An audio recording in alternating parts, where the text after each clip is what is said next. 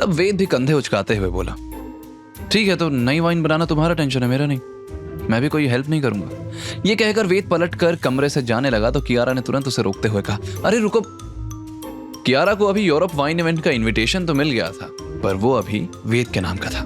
वो वेद से पंगा लेने की गलती नहीं कर सकती थी, क्योंकि उसका इवेंट में पार्टिसिपेट करना बहुत जरूरी था।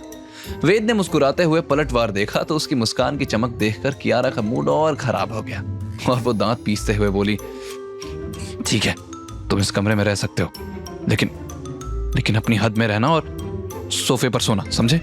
ये कहकर कियारा बेड पर आकर लेट गई। वहीं वेद मुस्कुराते हुए कमरे से बाहर निकला और अपनी बेडरूम से अपना जरूरी सामान पैक करने लगा, लेकिन उसके दिमाग में सीक्रेट फोर्स से जुड़ी बातें चल रही थी। वो चिराग या कोई और एजेंट नानी की सिक्योरिटी के लिए फिर आएगा। ऐसी बड़ी ऑर्गेनाइजेशन के लोग कभी अपना मिशन अधूरा नहीं छोड़ते। मुझे किसी तरह उनके जरिए ही सीक्रेट फोर्स का पता लगाना होगा, क्योंकि वहां जाकर ही मुझे मेरे पेरेंट्स के साथ हुई नाइंसाफी का पता चलेगा। उसी वक्त वरुण का भाई विवेक, जो शाम से रात तक सोनिया के अपार्टमेंट के बाहर नजर रखे हुए था, उसने नोटिस किया कि सोनिया काफी वक्त से अपने अपार्टमेंट से बाहर नहीं आई थी। विवेक ने परेशान होकर वेद को कॉल किया और वेद ने भी विवेक का नंबर देखते ही तुरंत कॉल रिसीव कर लिया। वेद, कुछ गड़बड़ है। सोनिया पूरे दिन से अपने घर से बाहर नहीं आई और ना कोई मूवमेंट हुई है। आज शाम उसकी सर्वेंट आई थी, लेकिन सोनिया ने दरवाजा ही नहीं खोला। मैं छुपकर अंदर जाने का सोच रहा था।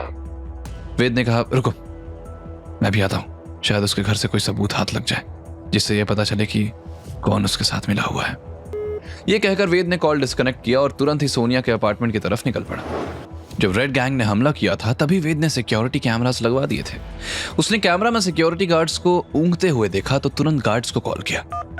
सिक्योरिटी गार्ड्स हड़बड़ा कर उठे और कॉल रिसीव किया तो वेद ने उन्हें डांट लगाई, भाइयों, इतनी नींद आती है तो दूसरी नौकरी देख लो या दिन में सो जाया करो, तुम लोगों की नाइट शिफ्ट रहती है ना।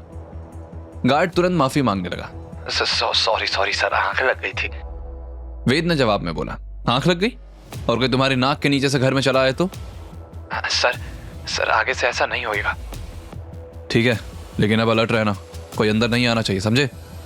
सिक्योरिटी गार्ड ने तुरंत कहा। जी सर, हम पूरा ध्यान रखेंगे। वेद ने कॉल डिस्कनेक्ट किया और साइड वॉल की तरफ बढ़ते हुए मन ही मन सोचने लगा, गबीना और मोनिका दोनों ही मार्शल आर्ट्स जानती हैं, कम से कम कियारा और नानी की सिक्योरिटी के लिए वो काफी है। फिर भी उसने एक बार पीछे मुड़कर घर को देखा। मुझे जल्दी वापस आना होगा।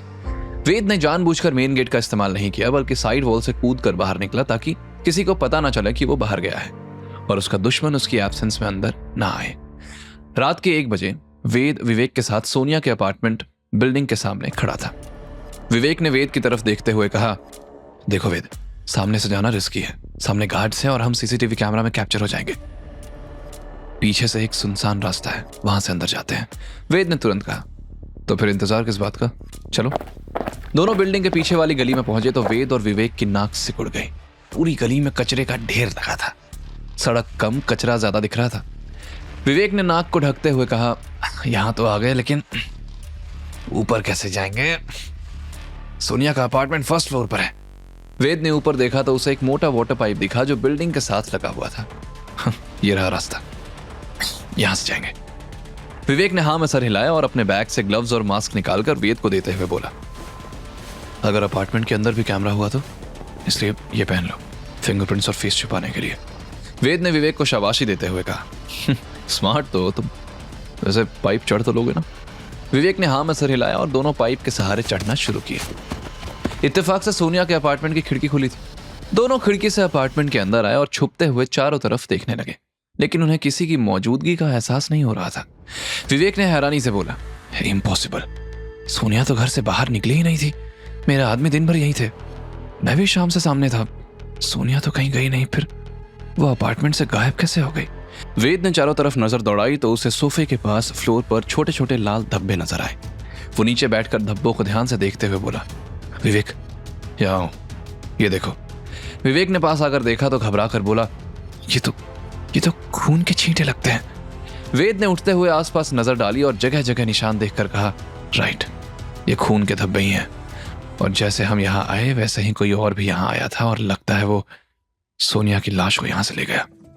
लेकिन अपार्टमेंट में हमें जरूर कुछ ना कुछ मिल सकता है, चलो देखते हैं। उस वक्त अपार्टमेंट की बिल्डिंग के सामने पुलिस की जीप आकर रुकी और उसमें से इंस्पेक्टर और कुछ कांस्टेबल्स बाहर निकलकर अपार्टमेंट की तरफ भागे। इधर विवेक और वेद दोनों ने पूरी अपार्टमेंट की तलाशी लेनी शुरू की। वेद बेडरूम में गया तो उसकी हैरानी से आंखें फैल गई। ये सब कहां से आया? बेडरूम में महंगे महंगे designer bags, branded clothes, expensive jewellery और इंपोर्टेड कॉस्मेटिक्स थे। सोनिया ये सब अफोर्ड कैसे कर सकती है? इवन रोहन भी उसे इतना एक्सपेंसिव सामान नहीं दे सकता। वेद मन ही मन सोचने लगा। तभी ड्रेसिंग टेबल पर उसकी नजर एक चमकदार अंगूठी पर पड़ी।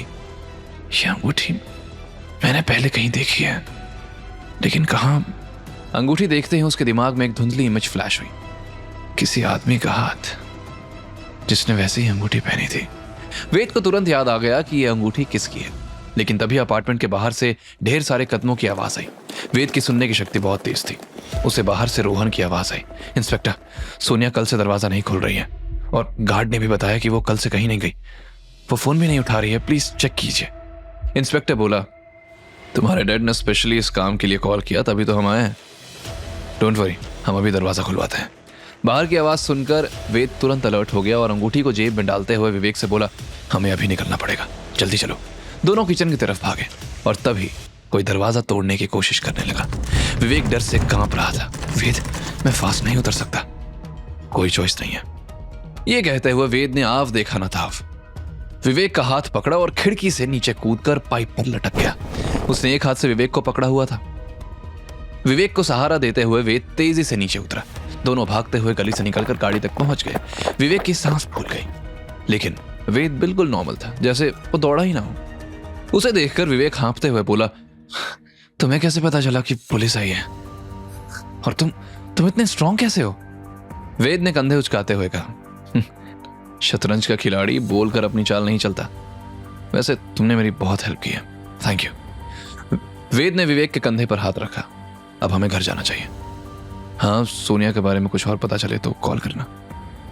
वहां से निकलकर रायजादा मेंशन की तरफ बढ़ते हुए वेद ने जेब से अंगूठी निकाली और मुस्कुराते हुए बोला, धनंजय सभरवाल, तो तुम थे सोनिया नाम की कठपुतली की रस्सी। धनंजय ने न जाने ऐसे कितने लोगों को मौत के घाट उतारा होगा और पुलिस कभी उसको पकड़ नहीं पाएगी। अब चाहे सोनिया कितनी भी बुरी थी, लेकिन ऐसी मौत डिजर्व नहीं करती थी। धनंजय, तूने सोनिया को प्यादा बनाया था, लेकिन अब मैं अपना प्यादा चलूंगा। वेद ने मन ही मन प्लान किया।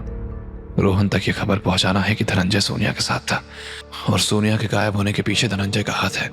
फिर वो प्यार का पागल पंछी धनंजय के लिए जरूर कोई ना कोई प्रॉब्लम खड़ी करेगा और तब मौके का फायदा उठाकर मैं लूंगा अपना बदला।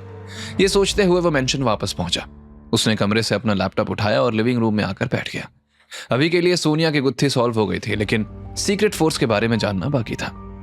अवंतिका ने उसे ज्यादा इंफॉर्मेशन नहीं दी थी, शायद इस डर से कि कहीं वेद भी उसके पेरेंट्स की तरह मौत के घाट न उतारा जाए। लेकिन वेद डरने वालों में से नहीं था।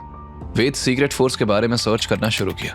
काफी देर तक सर्च करने के बाद तो उसे कुछ आर्टिकल्स मिले जिसमें यह दावा किया गया था कि सीक्रेट फोर्स है, लेकिन किसी भी आर्टिकल में उसे कोई खास जानकारी नहीं मिली। आगे की कहानी जानने के लिए देखें अगला एपिसोड सिर्फ पॉकेट एफएम के YouTube चैनल पर और के फॉर किंग के सारे एपिसोड्स को सुनने के लिए डिस्क्रिप्शन में दी लिंक से डाउनलोड करें पॉकेट एफएम ऐप।